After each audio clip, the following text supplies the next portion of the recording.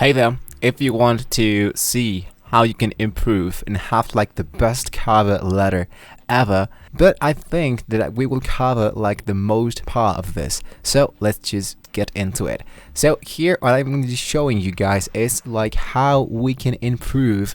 I'm going to be telling you these are not 5 rules, these are just tips that I can give you, but you want to avoid that if you want to get hired, if you want to get treated like if you are actually professional. So first of all, you want to create your account into Upwork. You want to go into the find your work. If you don't have an account, I'm going to be leaving you a link down below in the description so you can have your account and you can start just submitting proposals on day number 1.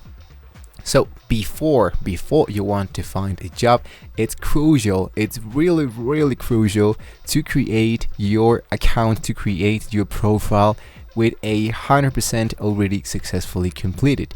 If you go into your profile, you're gonna see here that it appears your profile. I'm gonna go into find work so you can see how does my bar from profile completeness is with 100%. If this one does not appear as 100% to you, hit into profile completeness, and here's going to be helping you with what you can do to have more chances to complete your profile.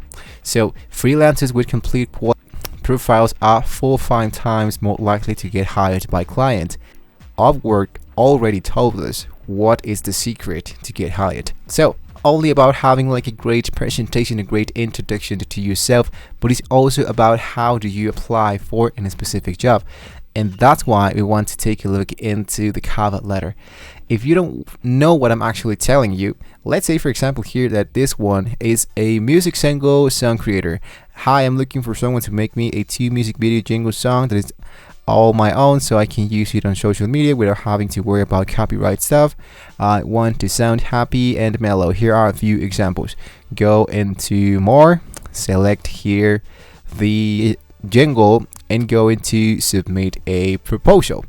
So once that I have here my proposal, if you scroll all your way down, it's going to be asking like what are your terms, how would you like to get paid, the fee, how you're going to be receiving, the attachment, and the cover letter. The cover letter, it's the most important part when you're sending a proposal here into Upwork. So this is the reason why I'm going to be telling you just 5 tips, 5 things to avoid. And first of all, you want to actually don't use these words. Why you don't want to use these words? Because if you use these words into your cover letter, the people who are going to be hiring different freelancers, if you add these titles, if you add these keywords, the chances to get hired into Upwork are extremely low. So you actually want to be considered like a great professional freelancer here into Upwork, right? So you don't want to use this word. You want to avoid, of course, and especially you don't want to use new. You want to say something like a little bit more different. If you want to say that this is the first time that you are working into, for example, some restaurant photos, you want to input something like I do work with social media and entertainment posts and feeds. Although restaurants are not like my expertise fields, I do love cooking. I do love this is the way that we want to create a good cover letter. We want to empathize with the person. Now the second thing to avoid is to input something like I totally understood your requirements or your rules. You don't want to say that. I mean, this is like not the time to say that you totally understood the requirements, but it's also not the time to say that you have some questions. So this is the reason why you want to avoid these 2 phrases here, because if they understand that you know everything, they are actually not willing to help you with any issues that you might be having about the proposal. And if you have some questions, they actually might be a little bit annoyed because this is not the time to say that you have some questions. Let's say that I do want to know if no, you don't want to input this, you want to delete this, and let's say that you just want to schedule and interview or like Zoom call, because it's gonna be much more faster. And in there, if you get a Zoom call or whatever video conference that you get, you might be having more chances to get hired. And now in that video chat, in that call from Zoom, whatever you named it, you can't ask as much questions as you can, and they will be just more than happy to answer all your questions. But you don't want to add that into your cover letter, because they just will be really annoyed. You don't want to sound like a robot. Like as I just told you in the third tip, I mean, this is something that most of people do here into Upwork. They create like a draft. So let's say that you create like a template. So this is the correct way to say it. Hello there, I just saw your post. I think I'm a right person for the job. Here are my skills. Contact me.